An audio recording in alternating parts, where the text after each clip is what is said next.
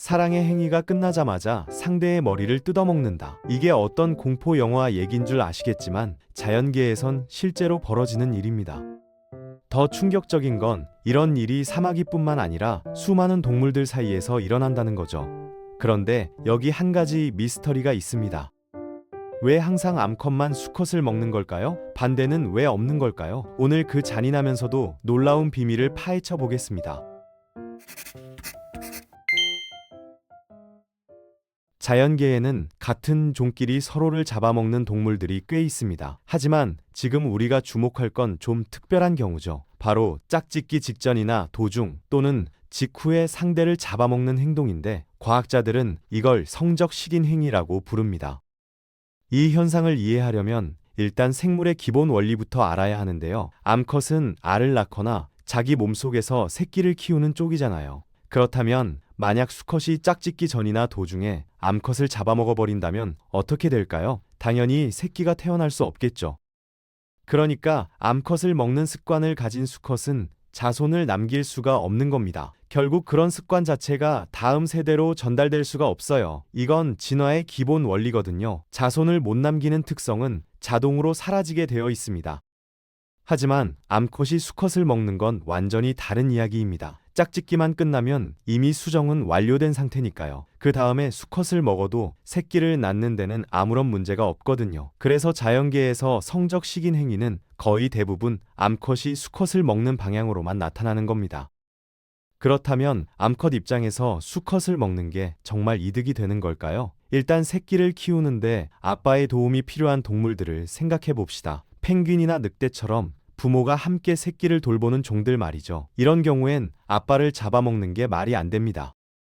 새끼를 함께 돌봐줄 파트너를 없애버리는 셈이니까요. 하지만 대부분의 곤충이나 거미들은 수컷이 육아에 전혀 참여하지 않아요. 짝짓기만 끝나면 수컷은 그냥 떠나버리고 암컷 혼자서 모든 걸 책임져야 하죠. 그런데 알을 낳고 새끼를 키우는 데는 엄청난 에너지가 필요합니다.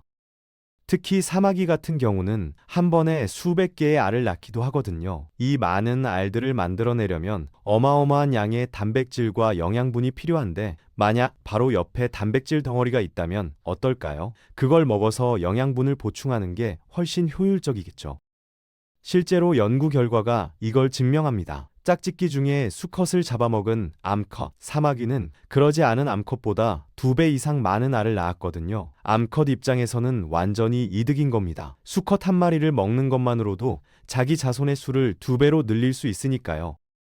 그런데 여기서 잠깐 수컷 입장에서도 이득 아니냐고 물으실 수 있습니다. 자기 몸을 희생해서 새끼들이 더 많이 태어난다면 유전자를 더 많이 퍼뜨리는 거 아니냐는 거죠. 겉으로 보면 그럴듯하게 들립니다. 하지만 여기 중요한 함정이 숨어 있어요.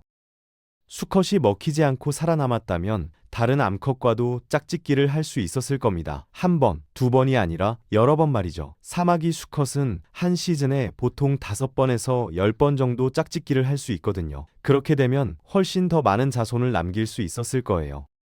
한 암컷과의 짝짓기에서 2배의 알을 얻는 것보다 여러 암컷과 짝짓기에서 5배, 10배의 자손을 남기는 게 훨씬 이득이잖아요. 그러니까 대부분의 경우 수컷 입장에서는 먹히는 게 절대 이득이 아닙니다. 오히려 엄청난 손해죠. 그런데 자연계에는 언제나 예외가 있습니다. 바로 레드백 거미라는 종인데요. 이 녀석들은 정말 특이하게도 수컷이 스스로 암컷의 입으로 들어갑니다. 짝짓기가 끝나면 수컷이 공중제비를 돌면서 자기 몸을 암컷의 송곳니 쪽으로 가져가거든요. 말 그대로 자살 행위처럼 보이죠. 왜 이런 행동을 할까요? 과학자들이 레드백 거미를 오랫동안 연구한 결과 놀라운 사실이 밝혀졌습니다. 이 종의 수컷들은 대부분 짝짓기 기회를 한 번도 못 가져보고 포식자한테 잡아먹히거든요. 레드백 거미가 사는 환경은 정말 위험합니다. 새들, 도마뱀들, 그리고 다른 거미들까지 모두 레드백 거미를 노리고 있어요. 통계를 보면 수컷 레드백 거미 100마리 중에서 실제로 암컷을 만나서 짝짓기에 성공하는 개체는 고작 5마리 정도밖에 안 됩니다. 성체가 되어도 암컷을 만날 확률이 극도로 낮다는 겁니다. 그러니까 만약 운 좋게 암컷을 만나서 짝짓기에 성공했다면요. 그게 평생 단 한 번의 기회일 가능성이 아주 높죠. 실제로 연구 결과를 보면 짝짓기 후 살아남은 수컷이 다시 짝짓기 할 확률은 거의 제로에 가깝습니다. 그렇다면 수컷 입장에서는 어차피 다시 짝짓기 할 가능성도 없고요. 곧 다른 포식자한테 잡아먹힐 거라면 차라리 자기 몸을 암컷에게 제공해서 새끼들이 잘 자라도록 하는 게 낫겠죠. 이런 경우에는 수컷이 먹히는 게 실제로 자기 유전자를 퍼뜨리는 데 도움이 되는 겁니다. 더 흥미로운 건 레드백 거미 수컷의 짝짓기 행동입니다. 수컷이 스스로 몸을 바치면 짝짓기 시간이 훨씬 길어지거든요. 보통 수컷을 먹지 않는 짝짓기는 10분 정도 걸리는데 수컷을 먹으면서 하는 짝짓기는 30분 가까이 이어집니다. 시간이 길어질수록 더 많은 정자를 전달할 수 있으니까 수정 확률도 높아지는 거죠.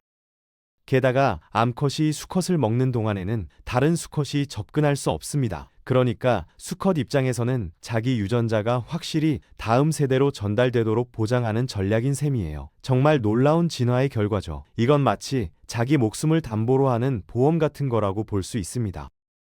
자, 그런데 여기서 또 다른 의문이 생깁니다. 짝짓기 도중이나 후에 먹히는 건 그렇다 쳐도요. 짝짓기 전에 먹히는 경우는 뭘까요? 이건 정말 말이 안 되잖아요. 짝짓기도 안 했는데 상대를 먹어버리면 새끼를 낳을 수도 없는데 말이죠.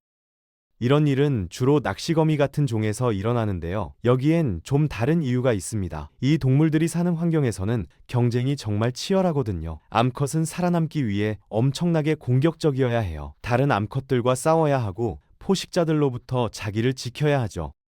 낚시거미가 사는 연못이나 강가는 먹이가 풍부하지 않습니다. 물 위로 떨어지는 곤충들을 잡아먹고 사는데 이런 먹이감이 언제 나타날지 알 수 없거든요. 그러니까 암컷은 항상 배가 고픈 상태이고 움직이는 것은 뭐든 일단 공격부터 하는 습성이 생긴 겁니다. 그런데 이렇게 공격성이 높다 보니까 가끔 실수가 일어납니다. 암컷이 수컷을 먹이감으로 착각해버리는 거죠. 수컷이 아무리 조심스럽게 접근해도요. 암컷의 사냥 본능이 너무 강해서 반사적으로 공격해버리는 경우가 생깁니다. 수컷 입장에서는 정말 억울한 일이지만요. 그래서 낚시거미 수컷들은 정말 조심스럽게 암컷에게 접근합니다. 먼저 거미줄을 특별한 패턴으로 진동시켜서 자기가 먹이가 아니라 짝짓기 상대라는 신호를 보내죠. 때로는 작은 먹이를 선물로 가져오기도 합니다. 암컷이 선물을 먹는 동안 재빨리 짝짓기를 시도하는 거예요. 하지만 이런 노력에도 불구하고 많은 수컷들이 짝짓기 전에 잡아먹히고 맙니다. 어떤 연구에서는 암컷에게 접근한 수컷의 30% 정도가 짝짓기도 못 해보고 먹힌다는 결과가 나왔거든요. 암컷의 생존 본능이 너무 강해서 벌어지는 비극적인 사고인 셈입니다. 재미있는 건 이런 실수가 진화적으로 완전히 사라지지 않는다는 겁니다. 왜냐하면 암컷 입장에서는 공격성이 높은 게 전반적으로 이득이거든요. 먹이를 더 잘 잡을 수 있고 다른 암컷들과의 경쟁에서도 유리하고 포식자들로부터도 자기를 더 잘 방어할 수 있으니까요. 가끔 수컷을 실수로 먹어버리는 단점보다 공격적인 성격의 장점이 더 크다는 겁니다. 또 다른 흥미로운 사례는 검은 과부거미입니다. 이 거미의 이름 자체가 짝짓기 후 수컷을 죽이는 습성에서 유래했는데요. 실제로는 항상 수컷을 죽이는 건 아니에요. 연구 결과를 보면 검은 과부거미 암컷이 수컷을 먹는 비율은 50%에서 80% 정도입니다. 그렇다면 왜 어떤 수컷은 살아남고 어떤 수컷은 먹히는 걸까요? 과학자들이 발견한 건 암컷의 배고픔 정도가 중요하다는 겁니다. 최근에 먹이를 잘 먹은 암컷은 수컷을 그냥 보내주는 경우가 많아요. 하지만 오랫동안 굶주린 암컷은 거의 대부분 수컷을 잡아먹습니다.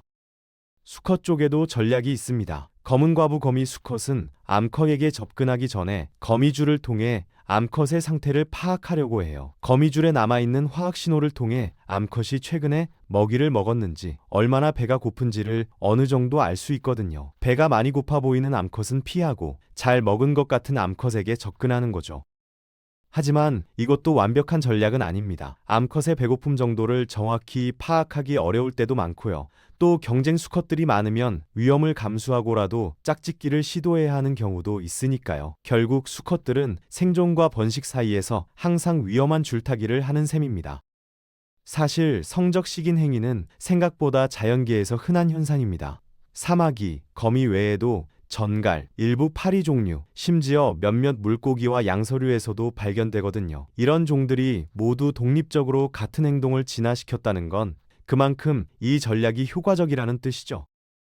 특히 몸집이 작고 수명이 짧은 동물들에게서 이런 행동이 더 자주 나타납니다. 곤충이나 거미들은 대부분 한 시즌만 살거든요. 그러니까 번식 기회가 아주 제한적이고 매 순간의 선택이 생존에 결정적인 영향을 미치는 겁니다. 이런 환경에서는 극단적인 전략도 충분히 진화할 수 있어요. 반대로 포유류나 조류처럼 오래 사는 동물들에게서는 성적 식인 행위가 거의 나타나지 않습니다. 이들은 여러 번의 번식 기회가 있고 부모가 함께 새끼를 키우는 경우가 많으니까요. 장기적인 관점에서는 파트너와 협력하는 게 훨씬 이득인 거죠. 그런데 여기서 한 가지 더 생각해 볼 점이 있습니다. 바로 암수의 크기 차이인데요. 성적 식인 행위가 일어나는 종들을 보면 대부분 암컷이 수컷보다 훨씬 큽니다. 사마귀 암컷은 수컷보다 2배에서 3배 정도 크고요. 일부 거미종에서는 암컷이 수컷보다 10배 이상 큰 경우도 있어요. 이런 크기 차이는 왜 생긴 걸까요? 알을 많이 낳으려면 몸집이 커야 하니까 암컷이 큰 건 이해가 됩니다. 하지만 수컷이 작은 이유도 있어요. 작은 수컷은 더 빨리 성장하고 더 빨리 움직일 수 있거든요. 암컷을 찾아다니고 다른 수컷들과 경쟁하는데 유리한 거죠. 결과적으로 암컷은 점점 더 커지고 수컷은 점점 더 작아지는 방향으로 진화했습니다. 그런데 이렇게 크기 차이가 벌어지면서 암컷이 수컷을 잡아먹기가 더 쉬워진 겁니다. 어차피 수컷이 작으니까 먹이로서의 가치는 크지 않지만요. 그래도 없는 것보단 나으니까 암컷이 수컷을 먹는 행동이 계속 유지되는 거죠. 정리하자면 이렇습니다. 성적 식인 행위가 거의 항상 암컷이 수컷을 먹는 방향으로만 일어나는 건 생물학적으로 필연적이에요. 수컷이 암컷을 먹으면 자손을 남길 수 없으니까 그런 유전자는 사라질 수밖에 없죠. 반면 암컷이 수컷을 먹는 건 많은 경우에 실제로 이득이 됩니다.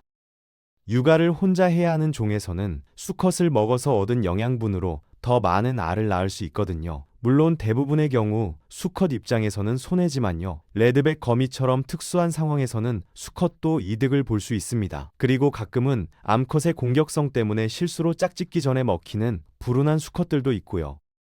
우리 인간의 관점에서 보면 정말 끔찍하고 잔인해 보이는 행동이지만요. 자연계에서는 나름의 논리가 있는 겁니다. 생존과 번식이라는 목표를 위해서는 때로 이런 극단적인 전략도 진화할 수 있다는 거죠. 암컷 사마귀가 수컷의 머리를 뜯어먹는 모습이 섬뜩하게 느껴지는 건 당연합니다. 하지만 그 암컷은 그저 자기 새끼들에게 최선의 출발을 보장해 주려는 거예요. 수컷을 먹어서 얻은 영양분은 고스란히 다음 세대로 이어지니까요. 자연은 때로 잔인하지만 그 안에는 항상 생존을 위한 치밀한 계산이 숨어 있습니다. 그리고 그 계산의 결과가 바로 우리가 오늘 본 놀라운 현상들인 거죠.